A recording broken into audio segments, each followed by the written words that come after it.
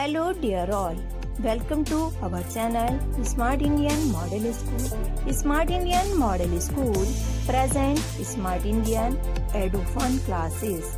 EduFun online classes includes course studies of playgroup to class 12, emotional and communication skills, happiness classes and DIY activities. Welcome back to English class. This is your English teacher Ms. Shubhi Agarwal, and with me today we will be studying a new chapter from our Hornbill book. This is the core course book in English, and we will be studying a new chapter of this book. That is chapter number 1, The Portrait of a Lady. Before starting this chapter, I wish to tell you that in the very starting we have studied a poem, a photograph, which is just after this chapter, and today we will be starting. It was the very first poem of this book, and today we will be starting with the very first chapter of this book, that is The Portrait of a Lady, written by Khushwant Singh. So let's firstly discuss the title of the chapter, that is The Portrait of a Lady. Portrait means any picture, any drawing या any drawn picture या फिर sketch कह सकते हैं ना, जो हम any drawn picture जो हम लोग बनाते हैं अपने हाथ से स्केच करके, शेडेड पिक्चर्स बनाते हैं, तो those all pictures are known as portrait. The portrait of a lady. अब ये जिस लेडी के फ़ोटो की, जिस लेडी के पिक्चर की बात की जा रही है, वो लेडी कौन है? वो मिस्टर खुशवंत सिंह, जो इस चैप्टर के राइटर हैं, ऑथर हैं, उनकी ग्रैंड मदर हैं, उनकी दादी माँ हैं, है ना. तो the portrait of a lady chapter जो नेम है वो क्या बताता है? वो उनकी जो मिस्टर खुशवंत सिंह हैं, उनकी दादी माँ के एक फ़ोटोग्राफ के बारे में बता रहा है. ठीक है. तो बेसिकली इस चैप्टर में क्या है, जो ऑथर हैं वो अपनी दादी माँ के बारे में बताते हैं कि उनकी दादी माँ कैसी दिखती हैं, कैसा उनके साथ उनका बिहेवियर रहा होगा, कैसा कितनी अच्छी बॉन्डिंग रही होगी उनकी अपनी दादी माँ के साथ, and everything he is going to tell us in this chapter. So without wasting any time, let's start a chapter. From here we are starting the chapter.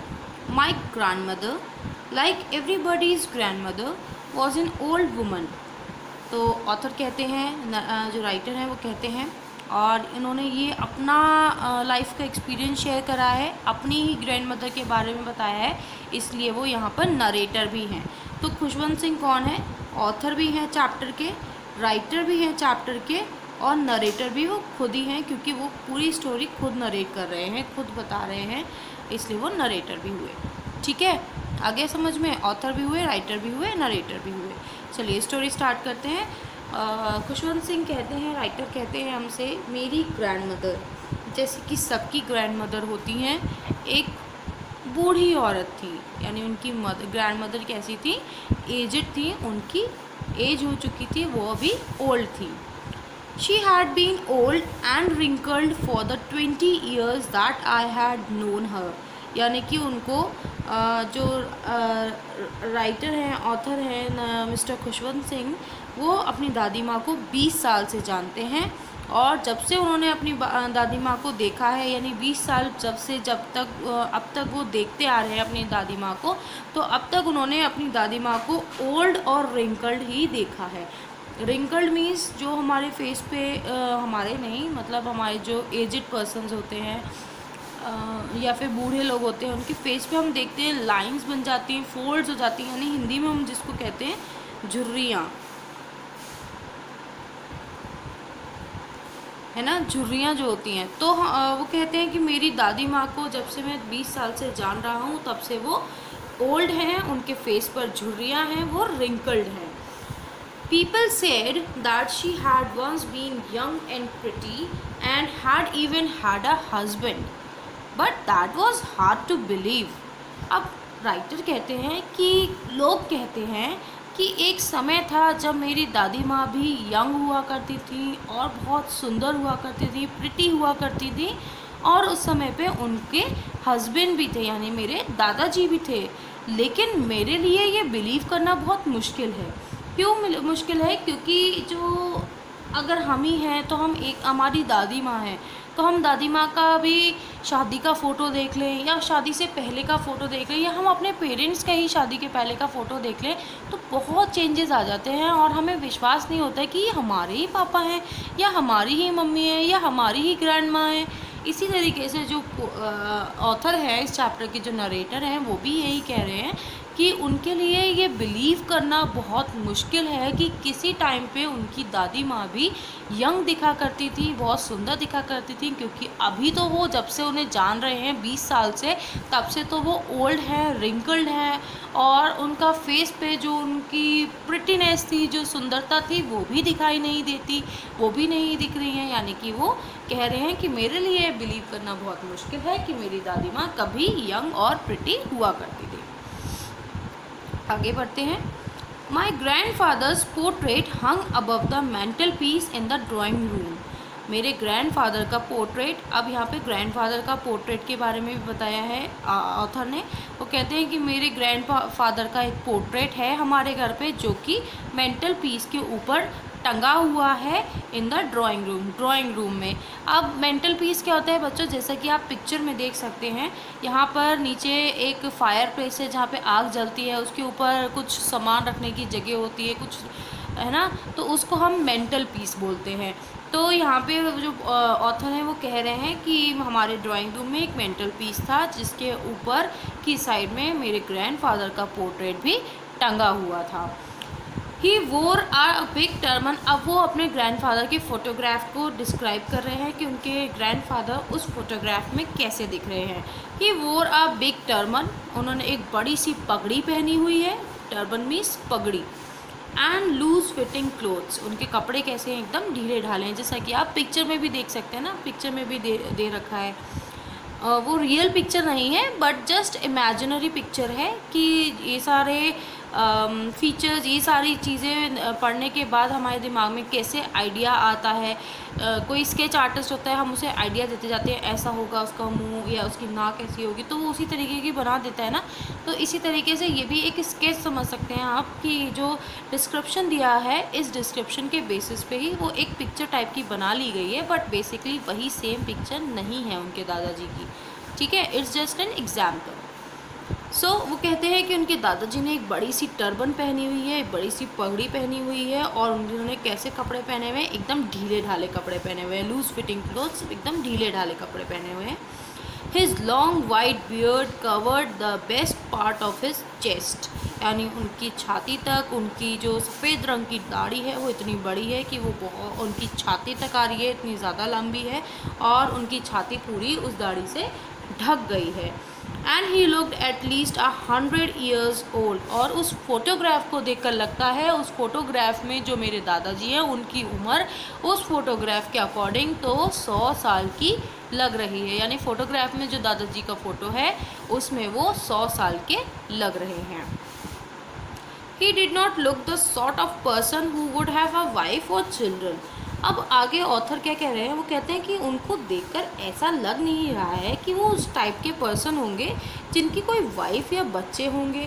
क्यों? क्योंकि वो बहुत ज़्यादा एजड लग रहे हैं, बहुत ज़्यादा उम्रदार लग रहे हैं, बहुत ज़्यादा बूढ़े दिख रहे हैं। वो कह भी रहे हैं कि वो 100 साल के लग रहे हैं मुझे तो उस फोटो को देखने के बाद जो ऑथर हैं वो कहते हैं मेरे को तो ऐसा नहीं लग रहा कि मेरे जो दादाजी हैं उनकी कोई कभी वाइफ या चिल्ड्रन हुआ करते होंगे। He looked as if he could have only have lots and lots of grand children, बल्कि उनकी फ़ोटो देखकर तो लग रहा है उनके बच्चे या उनकी वाइफ तो होंगी नहीं, लेकिन उनके बहुत सारे पोता पोती ज़रूर होंगे, है ना। तो वो क्यों कह रहे हैं ऐसा? क्योंकि उनकी बहुत ज़्यादा उम्र लग रही है उस फोटोग्राफ में, इसीलिए वो कह रहे हैं। क्योंकि जब कोई इंसान की शादी होती है जिसकी वाइफ होती है तो वो थोड़ा सा यंग सा दिखता है, प्रिटी सा दिखता है ना, अगर बॉय है तो हैंडसम सा दिखता है।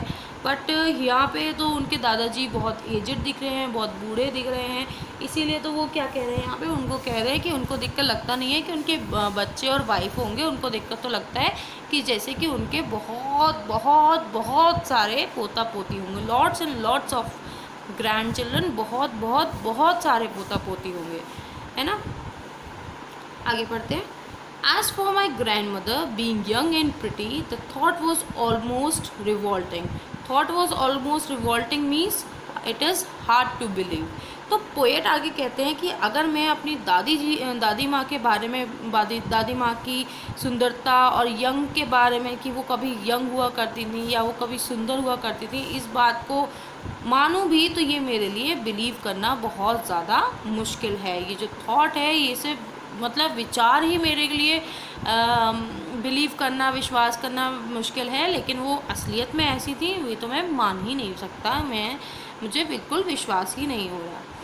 She often told us of the games she used to play as a child. वो कह रहे हैं कि कई बार वो हमें बचपन के कि वो जब छोटी थी तो वो कौन कौन से गेम्स खेला करती थी। जैसे हम लोग भी हैं, हमारे सामने छोटे बच्चे अगर हमारे वाले गेम्स खेलते हैं जो हम लोग खेला करते थे, या जब हम 5th क्लास में थे तो हम टिपी टॉप खेलते थे ना सब लोग। तो इसी तरीके से हम आज भी छोटे बच्चों को देखते हैं, अगर वो 5th क्लास वाले बच्चे वही सेम गेम खेल रहे थे तो हम कहते हैं अरे यार ये तो हमने भी खेला था अपने टाइम पे, है ना। तो इसी तरीके से जो ग्रैंड माँ हैं वो भी अपने टाइम के गेम्स बताया करती थी कभी कभी नरेटर को, ऑथर को, कि वो उस टाइम पे जब वो छोटी थी तब वो कौन कौन से गेम खेला करती थी।